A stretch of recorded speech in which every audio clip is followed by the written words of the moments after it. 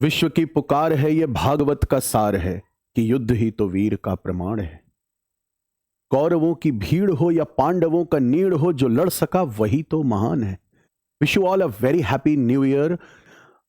जैसे जैसे ये नया साल जैसे ही आएगा 2026, तो यूपीएससी का प्रीलिम्स आप सबको एकदम ठीक सामने दिखने लगेगा।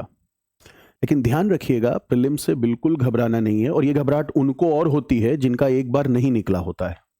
उन्हें ऐसा लगता है कि अभी पिछले कुछ ही समय पहले तो प्रीलिम्स का रिजल्ट आया था and I was out of this race. अब हम दोबारा जो इस रेस में फिर से आए, 26 आ गया, एग्जाम दिख रहा है और जहां हम थे कुछ महीनों पहले लगभग वहीं अभी भी हैं। तो ये डर, निराशा ये और ज्यादा बढ़ने लगती है। तो आप ये मान के चलिए, वो डर आपको सारे गलत रास्ते सुझाता रहेगा और आप एक्स्ट्रा एफर्ट मारोगे तैयारी में। और वो एक्स्ट्रा एफर्ट हमेशा आपके एनर्जी को न सिर्फ गलत तरफ ले जा रहा है, बल्कि आपको ओवर कंफ्यूज कर रहा है। Keep it very simple. UPSC prelims सिर्फ उन बच्चों को सेलेक्ट करने के लिए है जो यूपीएससी मेंस के लिए रेडी हैं। अपने ऑप्शनल्स पर ध्यान बनाए रखिए। हर ऑप्शनल आपको निश्चित रूप से 1-2 प्रीलिम्स में क्वेश्चन एक्स्ट्रा दिलवा देता है। साथ ही साथ आपको कॉन्फिडेंस देता है कि yes, I am preparing hard for UPSC, I am preparing for finally getting into the list and I am not preparing just for prelims. ये जो कॉन्फिडेंस है वो किसी ना किसी रूप में आपको हेल्प करता है।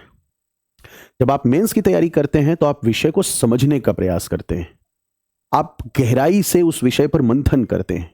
सिर्फ ढेर सारे फैक्ट्स कलेक्ट कर लेने से आपका एग्जाम नहीं निकलेगा। तो जब आप विषय को गहराई से समझेंगे तो निश्चित रूप से जिस तरह के प्रीलिम्स में ऑप्शंस आते हैं वो आप सही डिसीजन मेकिंग कर पाएंगे।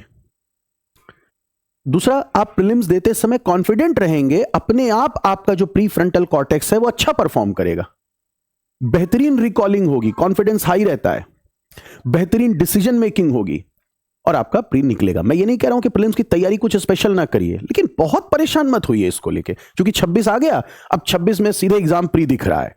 अब आप सोचते हैं चलो यार देखा जाएगा, कम से कम कुछ तो अचीव कर लें। ये कुछ अचीव करके हो ही क्या रहा है? इसी साइकिल में तो दोबारा तिबारा आप लगे हुए हो। तो थोड़ा सा डर को साइड में करिए। 2-4 घंटे अच्छे से प्रीलिम्स की तैयारी करेंगे। आखिर सिलेबस तो वही है, क्वेश्चंस का ही तो नेचर चेंज हो रहा है।